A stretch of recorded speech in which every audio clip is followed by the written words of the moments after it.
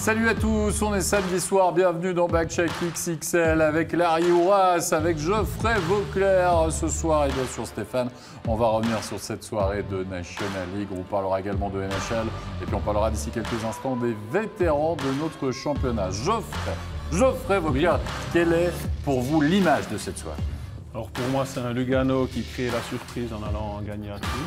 Larry? Pour moi, je parlais plutôt Genève, qui a gagné 3 points précieux à Langnau à la Genevoise.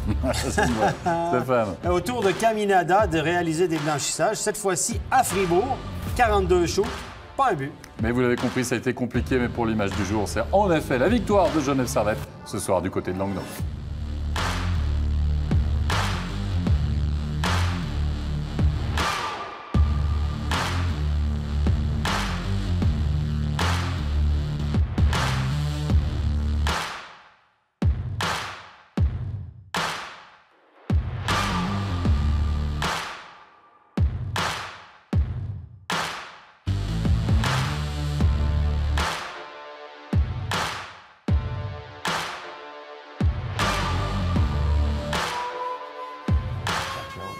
Larry Hourace, Geoffrey Vauclair, Stéphane, bien sûr, nous sommes ensemble avec vous pendant une petite heure pour revenir sur cette soirée de National League. Mais avant cela, on va ouvrir une première thématique, messieurs, c'est vrai. Pour une fois, on s'intéresse souvent aux jeunes joueurs en disant « Ah, regarde, un jeune joueur, on va apprendre, on va vous faire découvrir, etc. » Eh bien, ce soir, Stéphane, on a décidé de s'intéresser aux vétérans. Et on les a appelés...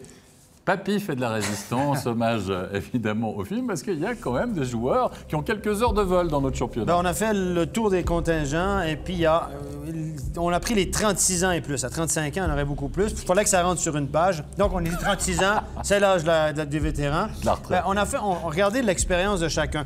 La morale de cette histoire, on peut les passer. La morale de cette histoire, c'est qu'il n'y en a que 3 qui ont un contrat valable pour l'année prochaine. Hiller au goal.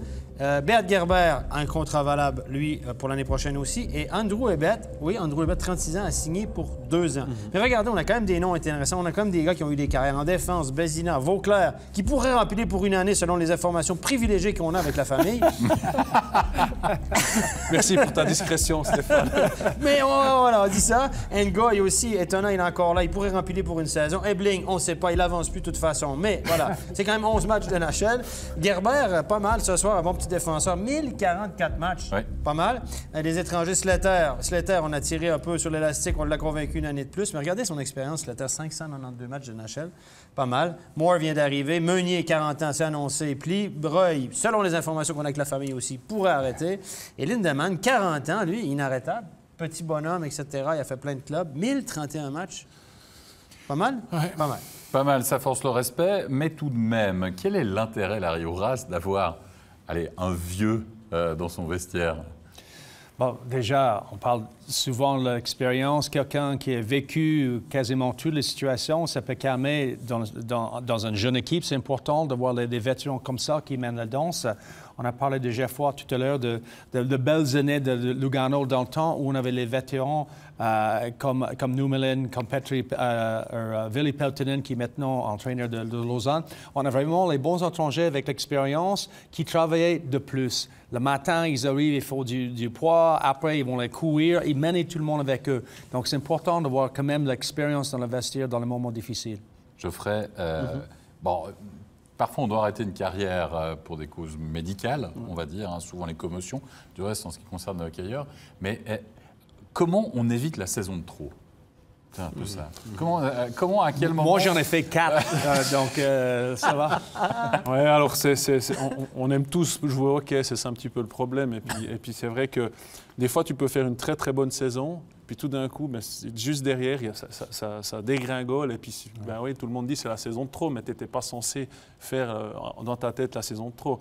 Maintenant, je vois, j'en parle avec mon frère assez souvent, lui, il a revu totalement depuis quelques années son alimentation, il a perdu beaucoup de poids, parce qu'automatiquement, tu perds l'explosivité, tu perds la vitesse, donc tu compenses avec d'autres choses. Et il a une hygiène de vie, ma belle-sœur peut vous en parler, limite embêtante, parce qu'il faut faire attention à tout ce qu'on mange, à tout ce qu'on fait. Plus que quand tu es jeune, tu peux manger une fondue, une raclette le même jour, quoi. Tu les brûles de toute façon. Donc, Voilà. Puis c'est propre aussi à la génétique de chaque joueur et au talent de chaque joueur. Tout le monde n'a pas les mêmes qualités ou la même génétique. Et ça, c'est indépendant des lignes, ou des ligues plutôt. On l'a vu, hein. Bon, on connaît tous le cas d'Jaromir Jagr, j'ai envie de dire indécrottable. 43. Chris Chelios, ça a joué jusqu'à 46 ou 45. Un maniaque de hockey, le gars. Voilà. Mais soyons honnêtes, messieurs, jusqu'à quel âge on peut jouer, franchement? Indépendamment des joueurs exceptionnels. Mais disons ça, que là. Maintenant, certainement, les joueurs jouent plus longtemps parce qu'ils sont plus professionnels, ils ont plus d'informations, comment traiter le corps, comment se préparer, qu'est-ce qu'il faut manger, des choses qu'il faut faire, qu'est-ce que des choses qu'il ne faut pas faire. Mais honnêtement, ça dépend sur beaucoup de choses, mais surtout la volonté. Parce que moi, je dis souvent que le joueur, il ne perd pas la volonté de jouer, de disputer, il perd la volonté de se préparer. Parce que là, au moment que ça devient un corvée dans la vie, où on n'a plus envie d'y aller au gym, on n'a plus envie d'y aller au charbon, à ce moment-là, c'est que tu commences à perdre quelque chose. C'est ça. Et comme il disait Geoffroy, c'est que souvent, c'est le cas, surtout avec les joueurs, les buteurs, c'est les joueurs qui marquent, parce que c'est la différence de quoi? 0,2, 3 secondes, la différence entre planter le puck, hésiter, et puis après ça, tu tapes le gardien.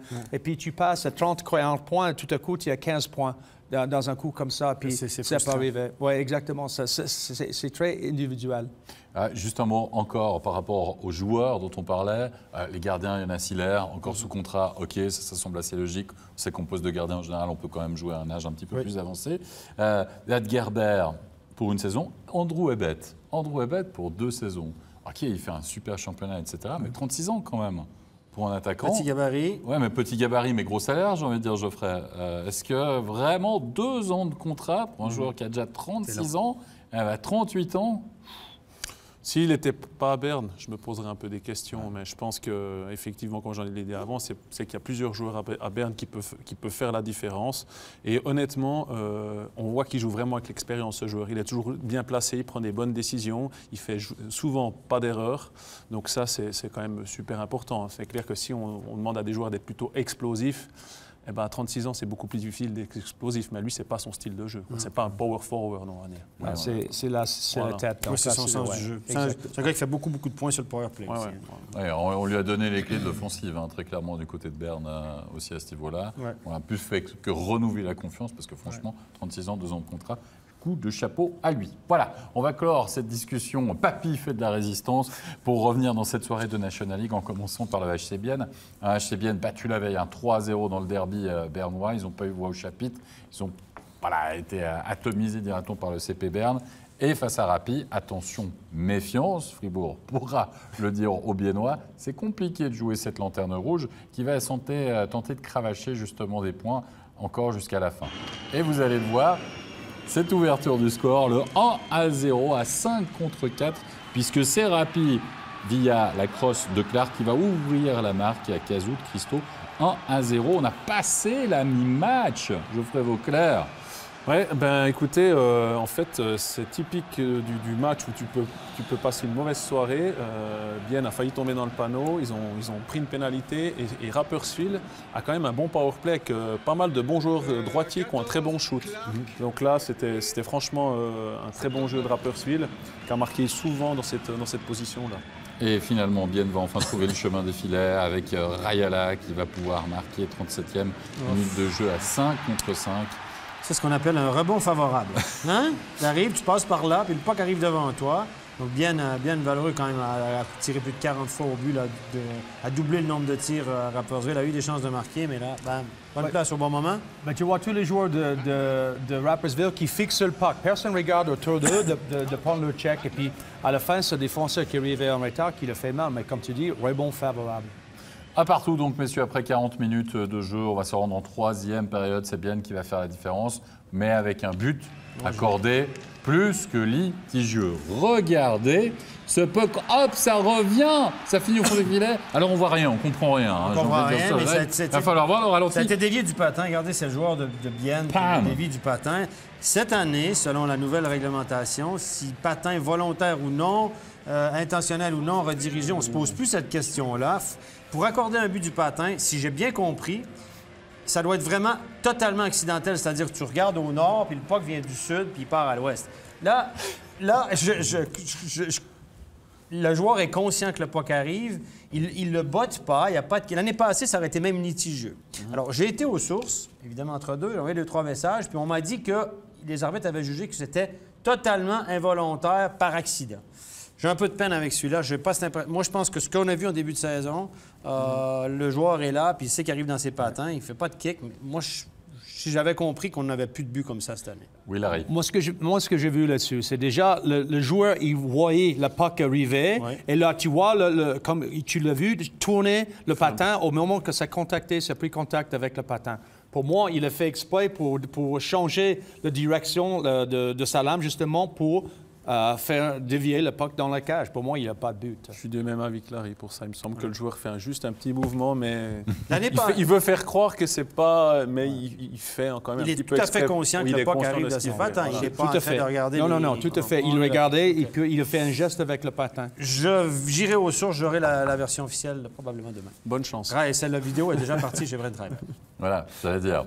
Si demain, Brent Reiber envoie une petite vidéo à tous les arbitres pour expliquer peut-être la règle, on verra On ça. pourra peut-être l'expliquer au Pocaliste lundi. Pourquoi pas. 3-1 avec Kunsley et Pouliot finalement dans la cage vide pour le 4-1. On a tenté le pic pour le coup assez vite.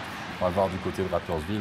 Mais c'est surtout une victoire ô combien importante, Geoffrey, quand même, pour le HC Bienne. Après les difficultés des derniers matchs, eh bien, c'est en tout cas 3 points en banque et 3 points certainement que le coach Tormenen avait coché, on va dire, dans son calendrier. Il y en a beaucoup qui avaient coché Rapperswil, mais qui sont revenus un peu les mains vides. Maintenant, peut-être qu'il y a aussi pas mal d'équipes qui prennent conscience qu'à Rapperswil, tu ne peux pas te permettre d'aller un peu la fleur au fusil. Oui, en tout cas, c'est le succès 4-1 qui a mis du temps quand même à se dessiner. Vous êtes mené au score. 30 minutes, plus de 30 minutes, toute une moitié de match, une nouvelle fois où vous ne trouvez pas le chemin des filets. Mais 4-1, en effet, 3 points pour les hommes de Tormenen et surtout une réaction à l'issue de cette victoire. On va écouter celle du capitaine au grand cœur, Mathieu Chantré. Mathieu Chantré, c'était le match peau de banane par excellence ce soir. Vous avez réussi à éviter le piège de Rapperswil. Oui, exactement. Surtout après la défaite d'hier, je crois qu'il y avait un peu de frustration dans notre jeu. Depuis le départ, on a mis beaucoup de pression, on était tout le temps dans leur zone. On a eu un peu de difficulté de marquer, mais en tout, je pense que c'est mérité. Vous étiez mené au score à la 35e, vous avez su marquer rapidement. Ça a été l'une des clés de la réussite ce soir. Ah, exactement. Je pense que de marquer un but à la maison, c'est toujours très, très important, surtout ces derniers temps où on a beaucoup de difficultés. Et depuis là, je pense qu'on a senti qu'on a pu retrouver de l'énergie. Puis je pense que depuis là, on a vraiment contrôlé ce match. Quelle est la plus grande difficulté dans ce genre de match? C'est de trouver le bon rythme face à une équipe qui est recroquevillée devant son gardien?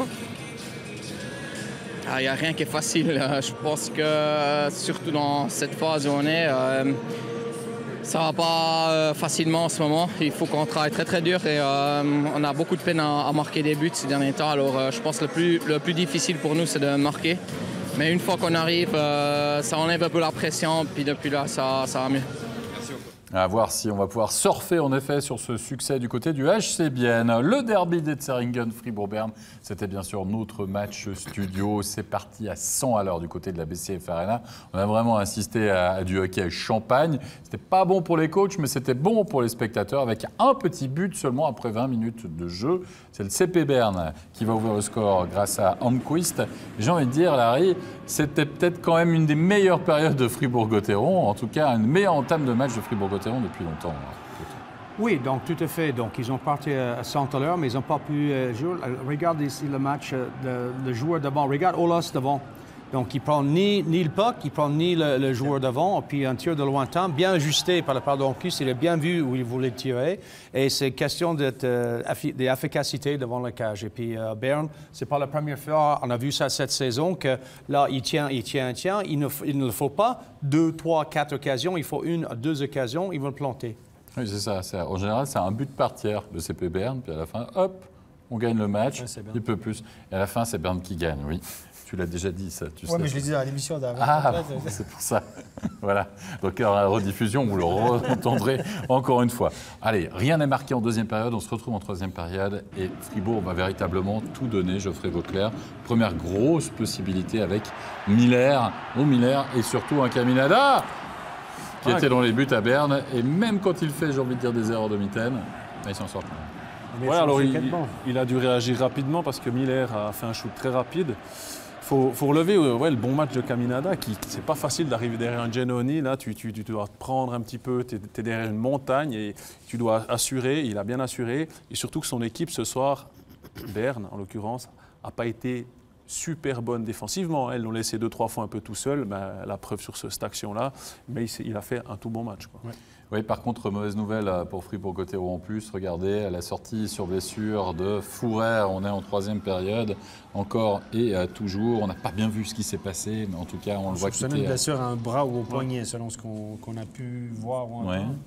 Donc, ça, c'est étonnant, mais on ne voit pas vraiment. Donc, un poignet, c'est vite fait. Hein. Sur une mise en échec, et puis, boum, ça tourne. Et puis là, tu n'en as pas pour une semaine, un poignet. Hein. Tout dépend de l'état qu'il est. C'est long, puis tu le sens longtemps. Il va le sentir jusqu'au mois d'avril. Ça, c'est garanti. Grosse perte, Fourer encore blessé. On a l'habitude d'être blessé tout le temps. On avait dit en début de saison, c'est un gars qui joue quoi, 30-35 matchs par année? Une moyenne, oui. Depuis plusieurs années. 4-5 dernières années, oui. C'est un gars qui joue de malchance. Oui, mais alors là, pour Fribourg-Gotteron, ce serait vraiment la tuile. Là. Parce que là où perdez Fourer, c'est quand même censé être votre numéro 1, voire 2 en défense. Ouais. Non, tout à fait. Donc, on ne peut pas se permettre parce que c'est pas comme, par exemple, ce soir, l'équipe de Berne, ils perdent Untersander et Kruger, 2 joueurs de l'équipe nationale, quoi. Et puis, regarde comme la défense qu'ils ont alignée ce soir.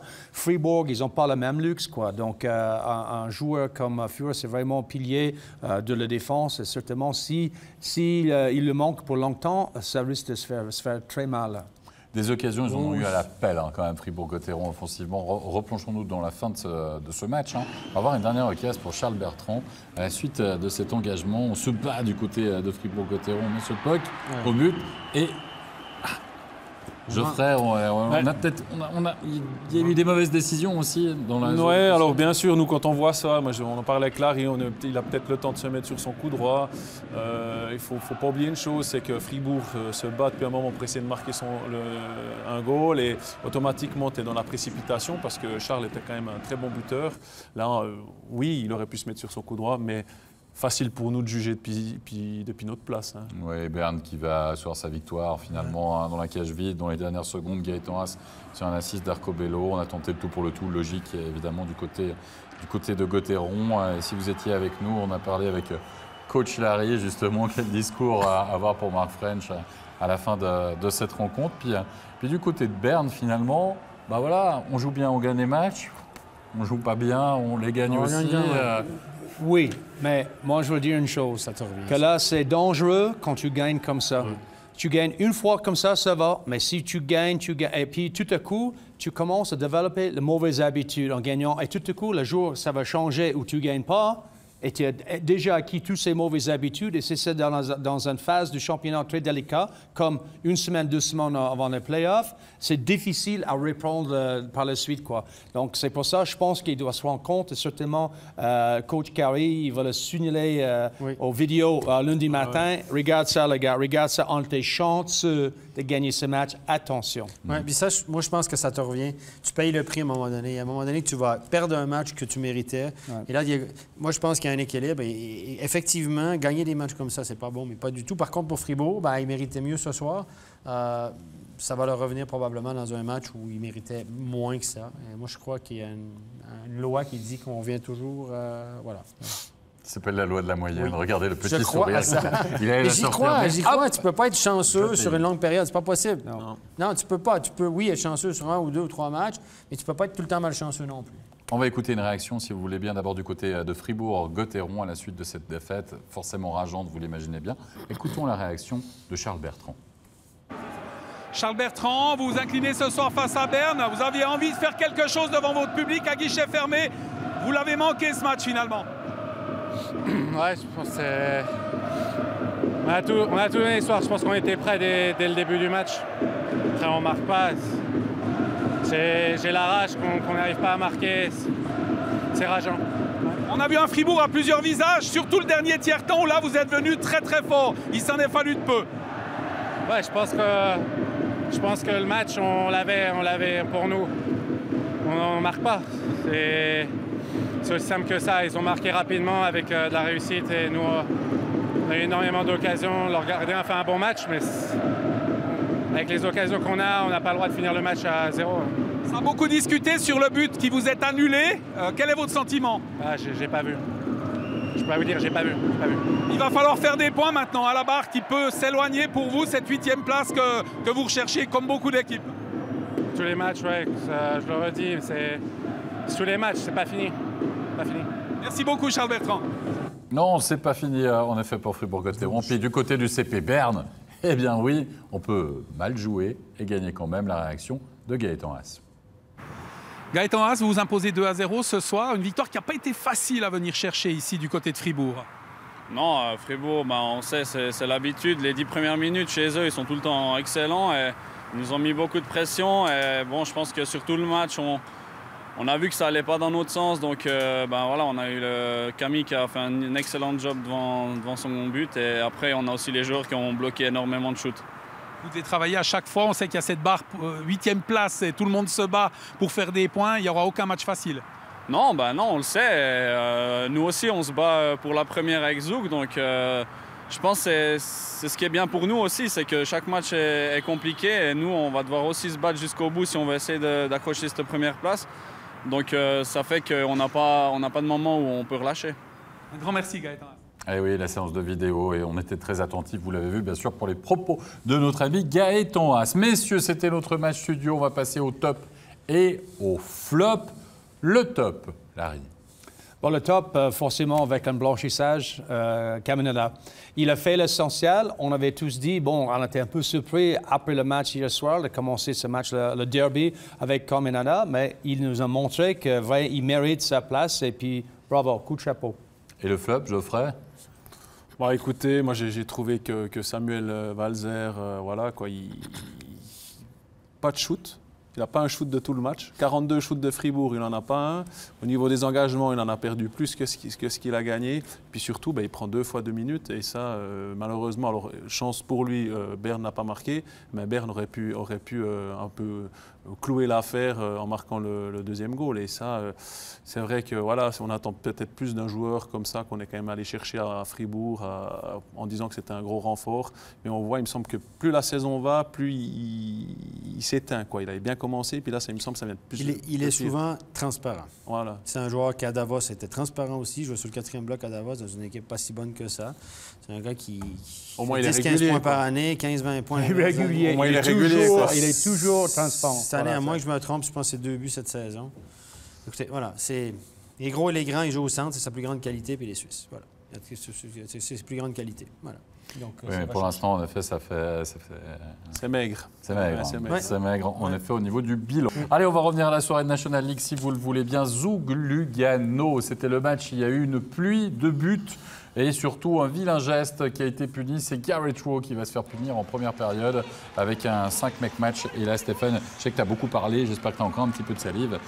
Mais là, sur cette image-là... J'ai pas besoin de parler. Je vous laisse regarder l'image. Pour moi, ça me paraît clair. Regardez Garrett Rowe qui a subi les foudres de Chervais il y a quelques semaines. Regardez. Ouais. Ça me paraît clair. Il le chope contre la tête. Les arbitres ont pris la bonne décision. En tout cas, l'arbitre qui était au fond n'a pas levé le bras. Mais après, je pense, après coup, on a décidé de chasser Rowe du match 5 plus mes conduites pour la main. Regardez le caucus, c'est pas mal. C'est une nouvelle mode, ça aussi. Regardez, on ne veut pas qu'on lise sur les lèvres. Non, mais ça me fait rire. Ouais. À part ça, les événements peut-être de la veille au Hallenstadion peuvent peut-être expliquer ça. Cette fois-ci, ils se sont dit... Allez, on se met tous ensemble, on est d'accord. Oui. Tu l'as vu, tu l'as pas vu, tu l'as vu. OK, hop, c'est chacun mon opinion. Ils jouent pas zigzag zoug, on est d'accord. Ils parlent quand même de... oui, je pense pierre, papier. Oui, c'est un peu ça. Moi, je pense que c'est une bonne décision. Il y aura enquête, mais je ne veux pas m'avancer encore une fois. Probablement qu'il y aura enquête. En tout cas, elle sera revue attentivement. Allez, des buts, vous en voulez. En voici en deuxième période. En effet, ça a été open bar un petit peu des deux côtés. Reto Souris, 22e minute de jeu. Pourtant, c'est Lugano qui est en power play. Le breakaway, le maître tir Geoffrey Vauclair. Maître tir du futur Luganais. Absolument. Qui a une super saison. Je crois qu'il est dans le top 3 des joueurs à avoir le plus de points à Zug. Franchement, il n'y a pas grand-chose à dire. Il fixe le gardien, il a le temps d'armer, de regarder où peut mettre son puck. Précis. Ouais. Et 12 buts pour Reto Souris à cette saison. Lugano qui va égaliser en supériorité numérique grâce... Oh, il est pas mal, Larry Horace aussi, Grégory Hoffman. Si, futur Zougois. Voilà, une super passe de la part de Fazzini. Fazzini avec un bon oeil, donc il a pu... Normalement, tout le monde attendait qu'il tirait, mais il a trouvé Hoffman libre. C'est facile pour Hoffman. Un but facile. Le gardien, il s'en attendait pas. Il est en train de sortir sur Fazzini. Quelle passe de Fazzini. Wow. 23e but de la saison pour Grégory Hoffman. D'un top scorer à l'autre, Lino Marchini, une piège vide. Facile. Facile. Facile de marquer des buts comme ça. Moi aussi, j'aurais un casque jaune être comme ça. Ouais, c'est le Ovechkin Junior de la Suisse. Donc, et lui, il fait 67 kilos. Voilà, qui c'est qui fait l'assist? Dominique Lamer, futur joueur du HC Lugano. Comme quoi, on est professionnel en Suisse. Vous pouvez signer un contrat bien avant, mais vous voyez, vous mouillez toujours pour votre équipe. Exact. Le maillot, bien sûr. Burgler. Ah, j'anticipe un petit peu. Joli ralenti, des jolies images. Et du coup, Burgler. Qui renaît. Qui jouait à Zoug. Bon, on va arrêter. Mais en tout cas, ça aussi, c'est bien joué, hein, Larry Horace, franchement. Bonne maîtrise. Hop, hop. Donc, je suis content pour Dario. Je suis un grand fan de Dario. Je le suis depuis qu'il a 17 ans. Et puis, il y a un peu de difficulté cette année à Lugano, mais ce but-là, je pense que ça va beaucoup de bien au niveau de morale. Donc, ma tir croisé comme ça, parfaitement bien ajusté. Et deux partout, hein, franchement. Hein, on a vu Schliemann, il avait fait franchement des bons matchs jusqu'à présent, qui remplace Tobias Stephan, toujours blessé. Et puis Mersekin, ça veut dire qu'on a deux bons gardiens quand même et beaucoup de goals. On sera en troisième période, si vous le voulez bien, avec Zoug qui va passer l'épaule à 5 contre 4. Encore une fois, hein, beaucoup de buts qui tombent en situation spéciale avec Sandteller pour un assist de Albrecht.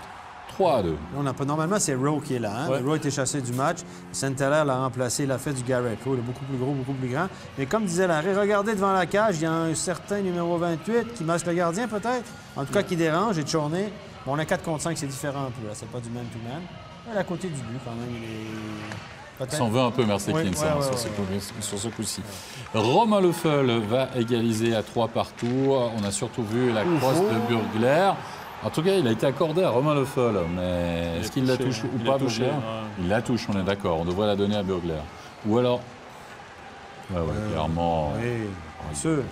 Mais la bonne nouvelle, c'est quand même Leffel n'a pas été à terminer le match. On verra demain, parce que des fois, les commotions, ça arrive le lendemain. C'est possible. Mais il a terminé le match, Romain Leffel, pas blessé sérieusement, heureusement. C'est 3-3. C'est 3-3 et normalement, il y a un 4e but parce qu'il y a bien un vainqueur hein, dans ce match. 57e minute de jeu. C'est Morini. On me fait peur, on me dit si on revient. Mais non, mais il y a un 4e but. Et d'ailleurs, il est fort joli. Hein. En plus, ce but, la négation. Ça, c'est le pic à la pelle et à la pioche. Morini, je pense pas sûr, c'est qu'au 14e de la saison, à mon avis. Il a fait pas mal de buts. C'est possible, mais il y a un beau travail de Chorny. Hein, parce que Geoffrey Vauclair, on le critique un peu hein, quand même. Hein. Oui, c'est vrai qu'il n'est pas flamboyant par son patinage et tout ça, mais il est super efficace. Moi, je le trouve vraiment bon. Il calme bien le jeu quand il a le puck. Et puis là, il amène le danger devant la cage de Schliemann. C'est un Tessinois, c'est un local en plus. Morini, alors Morini, il arrive un peu par la petite porte à Lugano. On n'en parlait pas tellement, tout ça. Puis de d'année en année, il s'améliore. Et puis, une chance pour Lugano, ils l'ont prolongé dernièrement, je crois, pour 2 ou 3 saisons. Donc c'est un très bon choix de Lugano. Victoire importantissime de Lugano face à Zoug. Ce soir, on verra tout ça au niveau du classement. D'ici quelques instants, on va parler de Genève Servette qui se rendait du côté de l'IFIS pour affronter Langnau. Mais avant cela, place à un reportage dans notre série, justement, Les femmes dans le monde du hockey sur glace. Eh bien, Mélanie Gobet s'est intéressée à la speakerine du Genève Servette. On regarde ce reportage.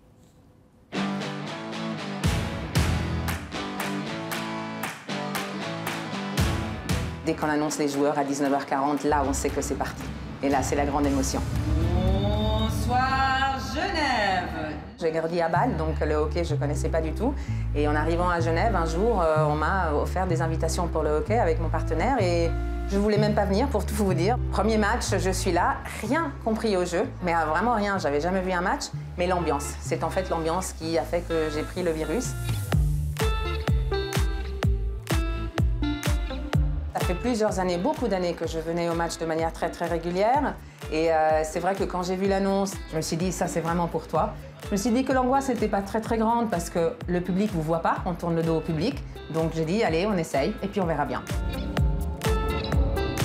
Numéro 29, Robert. Mon premier match, je m'en rappelle très bien, oui. Je n'avais pas dormi à partir de 2h du matin en me disant, mais dans quoi tu t'es engagée ma fille? Là, c'était une grosse angoisse.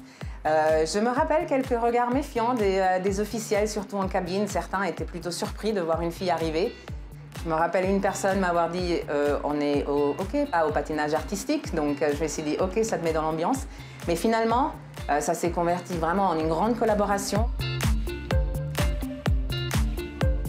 Et il faut déjà une bonne résistance au stress. Parfois, il y a des moments, des petits coups de stress avec l'arbitre qui vous annonce quelque chose et le système peut-être ne veut pas et ça va très très vite par moment. Et on vient à peine d'annoncer la pénalité, il y en a une autre qui arrive. J'en suis à ma 3e saison et c'est vraiment la passion, c'est d'être dans le cœur. Là, vous le voyez, on voit les joueurs, ils viennent de temps en temps faire des checks contre cette vitre qui est juste devant nous. C'est vraiment d'être au cœur de l'action, au cœur du match et être au contact réel de ce qui se passe sur la glace. C'est ça qui me passionne le plus. Et goal pour le Genève Servette. Je suis directeur exécutif de ressources humaines pour l'Europe, le Moyen-Orient et l'Afrique. C'est un bon contraste avec le côté sérieux que peut avoir mon métier par moment. Et c'est vrai qu'être ici et vraiment être dans le cœur du match et dans le cœur de l'action sans réfléchir à tout ce qu'on réfléchit dans la journée, c'est vraiment un bon changement, oui. C'est un gros cliché de dire que le monde du hockey est un monde masculin parce que c'est pas du tout le cas et lorsqu'on est au cœur des activités, comme j'ai la chance de l'être, on voit énormément de femmes être actives autour du monde du hockey. Bonne pause!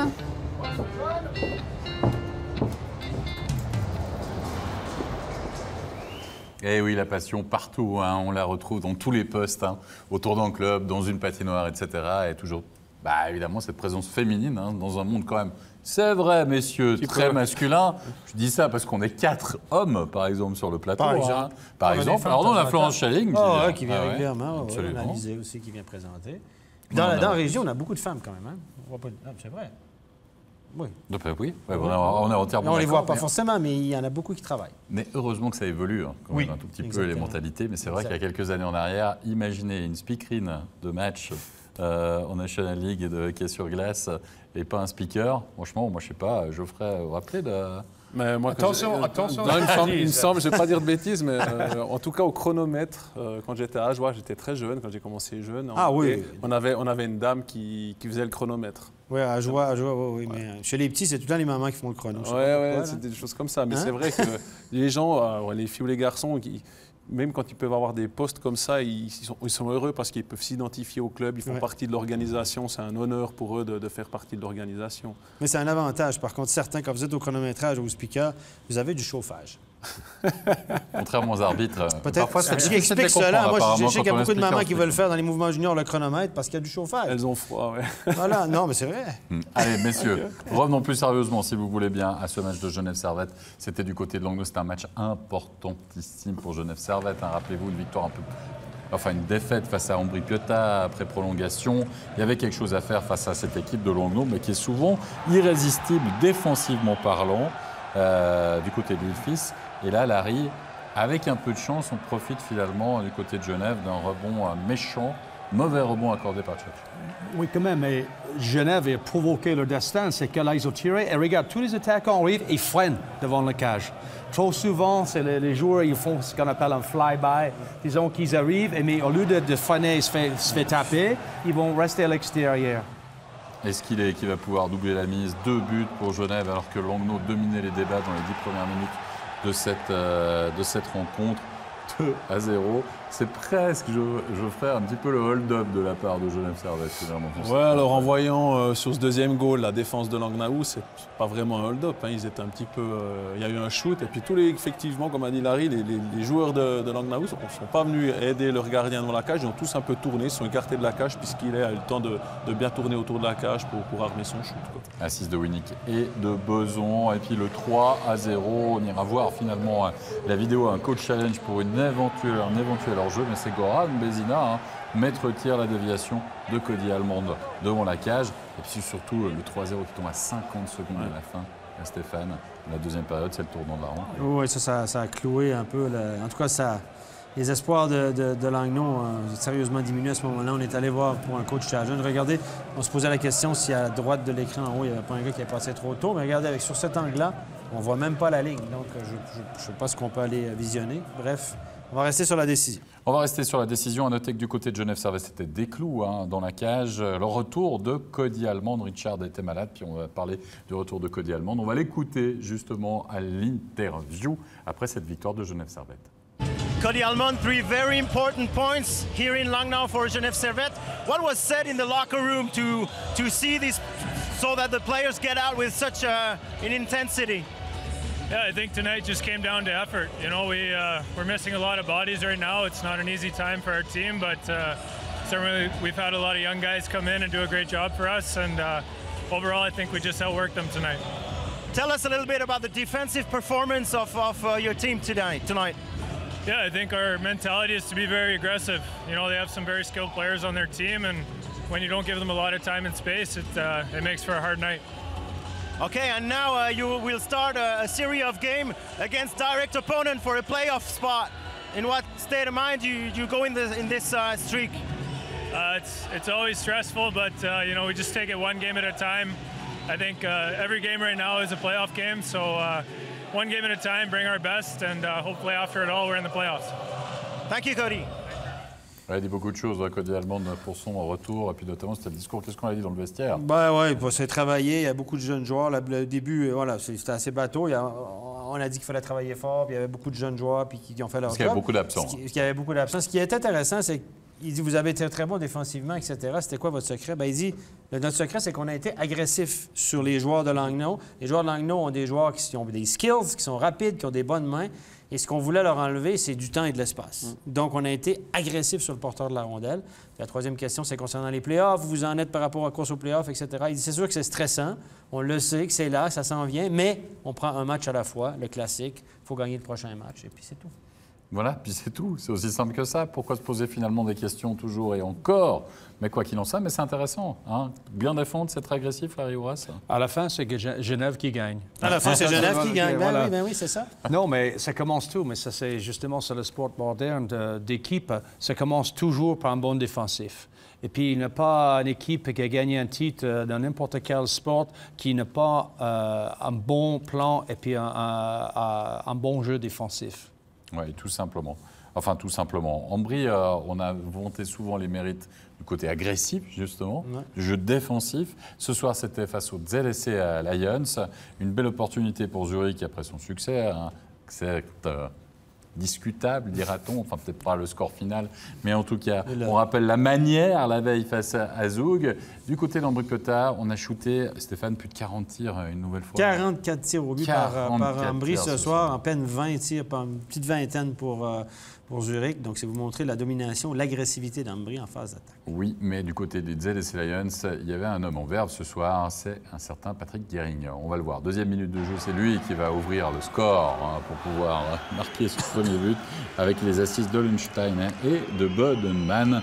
Avec Klein, Bodenman, Ollenstein. Et finalement, hop, un peu qui traîne et Guéring qui peut le glisser au fond. Et voilà, c'est comme ça. Oui, ben écoutez, voilà, le setup était bien. Du côté d'Ambry, on a pas mal joué. Un joueur qui a pris la passe en transversale, sauf que là, c'était une patate chaude. Elle a passé par-dessus la canne. Et puis, c'est Guéring qui a mis la main dessus. Il a été bon, a eu, comment on appelle, le composure en anglais? Oui. Sang-froid, Il a eu du sang-froid de dire, OK, il n'a pas shooté dans le paquet trop vite. Il a fait un petit dribble à l'extérieur, puis il a bien visé. Il n'a pas paniqué avec la rondelle. Il a vraiment il a fait preuve de calme et de sérénité. Premier but de la saison pour Patrick Guéring, qui nous avait habitués à trouver plus souvent le chemin des filets, avec cette égalisation signée de l'inévitable Kubalik. Le gardien de Zurich ne semble pas très bien sur ce coup-là. Il n'est pas prêt.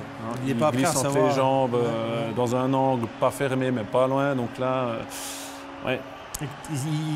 on ne dirait pas qu'il va tirer. C'est ce qu'on appelle au Québec un tir sans avertissement. Typiquement, tout le monde pense qu'il va probablement faire la passe. Il y a le défenseur qui l'attend. Puis là, tout qui met ça dans les bottes du gardien. Ça, c'est les marqueurs qui font ce genre de jeu. C'est le marqueur parce qu'il a fait un petit geste. Il a juste tourné sa tête, ses yeux comme ça, pour faire semblant de faire un passe. Et puis, boum, il a tiré tout de suite. Donc, le gardien était surpris. Il a tourné de passe. Ouais. Pourtant, il a une couleur sur le casque pour le gardien. Et on sait qu'il marque de temps en temps des buts. Donc, dans cette position-là, en général... C'est ça. C'est dur de rater. C'est ça. Puis dans le slot, en général, vous avez Kubalik en face de vous. Vous avez quand même, je sais pas, 95% de chance pour qu'il tire au goal. Mais quoi qu'il en soit, Guéring, lui, on va le retrouver en deuxième période. On est à 4 contre 4. 33e minute de jeu. Bodenman, une nouvelle fois en possession du puck. On a beaucoup vu ce bloc. Et regardez Guéring. Il est où ce puck finalement? Eh ben, il est au fond des filets. Je pense qu'il a été chanceux un peu. J'aimerais bien le revoir. Là. Je pense qu'il veut déjouer. Puis regardez, c'est le ouais. Le problème, c'est Guerras qui a perdu sa crosse. C'est de canne. Guerra a perdu, le défenseur perd sa crosse. Il ne peut pas le repoigner, donc il peut le contourner facilement. Regardez, là, il peut pas mettre le stick on puck. Et Kuntz qui a voulu... Kuntz qui essaie de se lancer avec sa canne. Il a voulu pincher un petit peu le puck. Mais il était habile sur ce coup-là. Je pensais qu'il avait joué de chance, mais je pense qu'il a été plutôt bon, là, honnêtement, parce que c'est vraiment ce qu'il voulait faire. C'était compliqué pour Ambry Piotta qui ne trouvera finalement pas le chemin du but franchement, je ne sais pas ce qu'on voit là. Ouais, une occasion ratée. Une occasion ratée, voilà. Mais c'était sympa. C'est avant parce que c'était 1-1. Oui, justement, c'est pour ça. Donc on est revenu dans le temps. Retour vers le futur. Retour vers le futur. Voilà. Il vous Allez, cette action, pas mal. Mettez-la encore une fois, juste pour voir. Est-ce qu'on peut nous la remettre parce qu'on n'est pas sûr de bien l'avoir vu? On n'a pas bien vu, là. Il faudrait la remettre en vue. Comment il a perdu sa crosse. Pourquoi on n'a pas prise comme image du jour? C'est comme il perd sa crosse. Ah, c'est ça. Mais il fallait le dire. Je veux dire qu'il y a peut-être un coup de crosse de part de Zurichois qui a fait perdre la crosse à l'autre, qui à la fin, qui le coupe quand elle a bu. Voilà. C'est pour ça que Konzara allait. Voilà. Merci beaucoup, Larry. Voilà. C'est pas mon premier rodeo. Avec finalement Peterson qui va marquer le 3-1 dans la cage vide. On tente le tout pour le tout du côté d'Ambry. Et finalement, Zurich qui est en train de réaliser un super week-end. Et ouais, ça relance véritablement les affaires des ZDC Lions, mine de rien. J'aimerais bien voir l'action où il perd sa canne, moi. Là, j'ai pas... Moi, je n'avais pas focalisé sur la canne. Est-ce qu'il y avait 2 minutes? C'est ça qu'on voulait nous montrer. N'y avait-il pas 2 minutes? Quand je me suis demandé pourquoi il tapait sa canne, c'est parce que je pense qu'il réclamait une pénalité sur l'action qu'on a bien vue, mais qu'on n'a pas les yeux au bon endroit. Pourtant, ils nous l'ont bien vu. Bref, il y a matière peut-être à discuter sur l'arbitrage. Sur la perte. Donc, c'était un week-end favorable à Zurich. Les décisions arbitrales aussi étaient forcément, vous l'avez vu encore une fois ce soir, dans leur sens. Ils ont été dominés en Ambry ce soir, s'en tirer avec la victoire. Moi, je pense que ça va les rattraper. Oui, mais pour l'instant, c'est pas grave. Parce que les 5 points, points sont en banque. On va jeter un petit coup d'œil au niveau des rebonds. Messieurs, c'est important avec notre fameuse tendance des clubs rebonds pour cette semaine.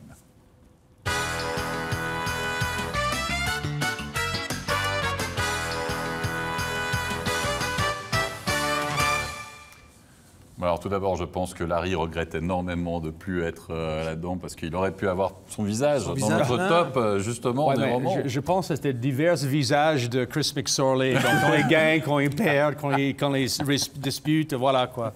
Presque. On va voir justement cette fameuse tendance des clubs romans et ça fait forcément la grimace, notamment du côté de Fribourg-Gotteron avec ces 2 défaites. Du côté de Bienne, on alterne le bon et le moins bon, reste un petit peu neutre. À Lausanne, finalement, avec cette belle victoire face à Lugano, on sourit. Et puis Chris McSorley, on mitigé. Larry, oui, une réflexion sur Chris McSorley, il est bien fait. Il est bien... mais au moins, je pense que ça va être un bon voyage de retour ce soir pour Chris et puis toute son équipe.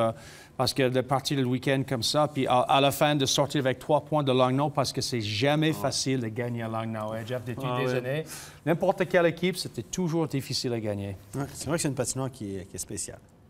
Même après les rénovations. Ouais. Même après, oui, un public toujours très présent. En effet, messieurs, on va récapituler les résultats justement de cette soirée. Il y avait 5 matchs au programme. On jouait en National League, on ne jouait pas en Swiss League. La victoire des ZDC Lions, on vient de le voir face à Ambry Piotta. Le succès donc de Bienne face à Rapperswil.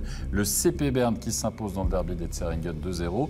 Blanchissage également du côté de Genève pour des clous. Et puis le succès important de Lugano face à Zug. Celui-là, il n'était peut-être pas forcément coché du côté de Greg Ireland. Au classement, les 2 premiers, Berne qui repasse donc devant Zug, 79-77, 62 pour Bienne, 61 pour les ZDC Lions, Langnau 60, Ambry 60, Lausanne 60, Genève 58 points, donc une victoire importante, on l'a dit, 55 pour Lugano et c'est surtout le grand perdant. C'est Fribourg-Gotteron avec 53 points, avec ces 2 matchs 0 points entre jeudi justement et samedi. Oui, il ne faudrait pas en perdre 2-3 de plus là, du côté de Fribourg parce que ça va commencer à être compliqué. Il faut rattraper une équipe devant, il faut rattraper le 9e, il faut rattraper le 8e. Plus vous avez d'équipes à rattraper, plus c'est compliqué. Oui, vous avez des confrontations directes.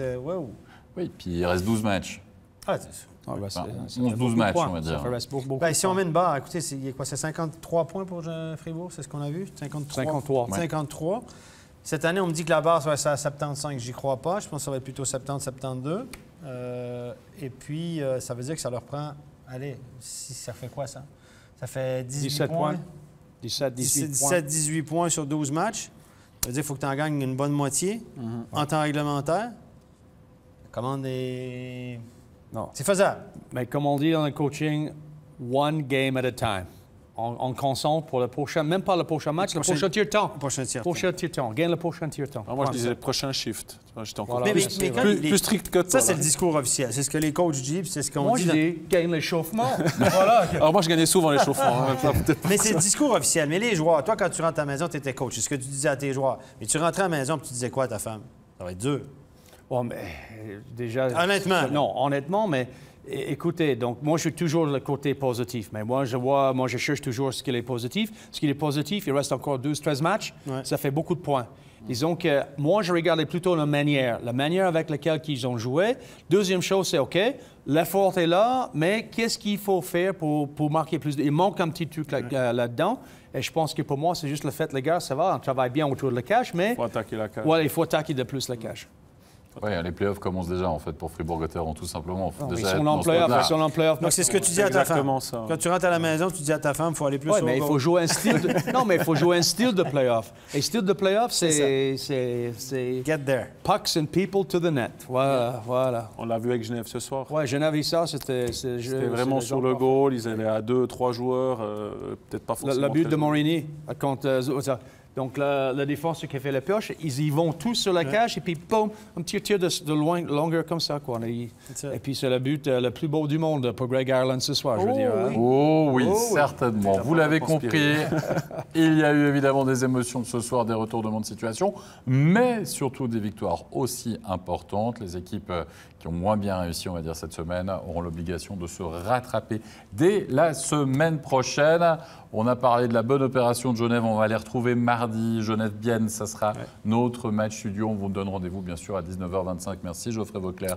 Merci beaucoup Larry Horace. Merci à toute l'équipe technique pour la réalisation de ce backcheck XXL. Très bonne soirée à vous. Bye bye.